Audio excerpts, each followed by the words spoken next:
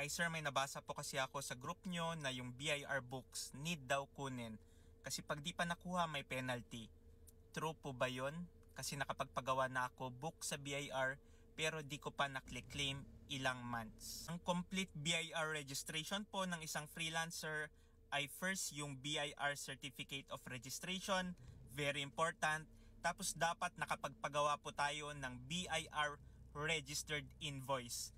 And then, ayan po, dapat meron tayong BIR Books of Accounts. Ang deadline po para makapag-register tayo ng BIR Books of Accounts ay yung pinaka-first quarterly income tax return compliance natin. For example, this July ka nag-register ng freelance business mo.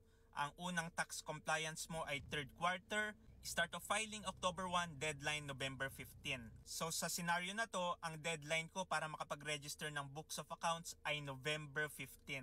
And yes, may penalty po yan pag hindi tayo nakapag-register ng books of accounts. So not sure lang bakit naiwan kay BIR yung books of accounts mo. Pag manual registration kasi sa RDO, instant naman niya, mahihintay mo agad, ibabalik sa'yo with stamp ng BIR RDO saka with signature ng BIR officer para masabi nating duly registered yung books of accounts mo. Pwede rin po yan sa Orus, although lately kasi maraming problem yung Orus, hindi po makapag-register ng books of accounts online. Ni-invite ko po ang mga freelancer na mag-join sa aming community, Freelancers BIR Tax Compliance Support Group.